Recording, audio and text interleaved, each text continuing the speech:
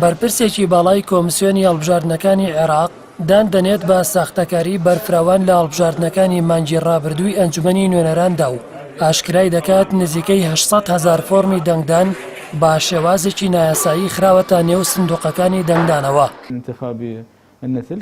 ڕیاز بەدران سەرۆکی فەرمانگەی هەڵبژاردنەکان لە کۆمسیۆنی باڵای هەڵبژاردنەکانی عێراق لە لێدوانێکدا ساختەکاری بەرفراوان لە هەڵبژاردنەکانی 12ی ئایاری ڕابردوو ئاشکرا دەکات و هۆشیاری دەدات ئەو لیژنانەی بڕیارە ئەژمارکردنەوەی دەستی بۆ دەنگەکان بکەن ئاگاداری ساختەکاریەکان بن.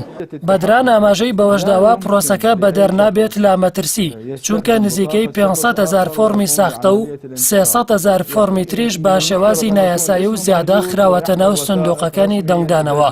لەو ژمارەیەش 170,000 بە تەنها لە شاری بەغداد تۆمار کراوە.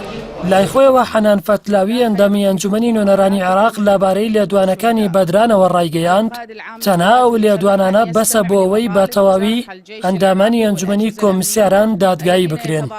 لەلایەکی دیکەوە سەرچاوەیەکی ئاگادار لە کۆمسیۆنی باڵای هەڵبژاردنەکان ئاشکرای کرد زیاتر لە 10,000 فەرمانبەر کۆتایی مەفتەیە ژمارکردنەوەی دەستی بۆ دەنگەکانی هەڵبژاردنەکانی عێراق ئەنجام دەدەن.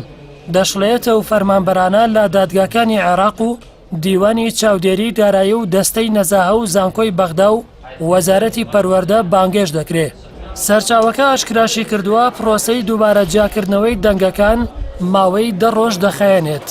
هاوکات جیاکردنەوە و ئەژمارکردنەوەی دەستی دەنگەکان لە ژێر چاودێری نەتەوەیەگرتوەکان بەڕێوە دەچێت و نوێنەری لایەنە سیاسیەکان و ڕێکخراوە ناوخۆیەکان ڕێگەی بەشداریکردنیان پێنادرێ. سەرچاوەکەی کۆمسیۆن ئاماژەی بەوەش کردووە ئەنجومەنی باڵای دادوەری لە ناوەڕاست و باکوور و باشووری عێراقەوە ژمارەیەک دادوەری بانگێشت کردووە تا وەک سەرۆکی ئەو لیژنانە دەستنیشانیان بکات کە جێگەی کۆمسیۆن دەگرنەوە. ئەمەش دوایەوەی هەفتەی ڕابردوو پەرلەمانی عێراق کۆمسیۆنی باڵای هەڵبژاردنەکانی سڕ کرد و ئەنجومەنی کۆمسیارانی سەر بە کۆمسیۆنەکەی هەڵوەشاندەوە.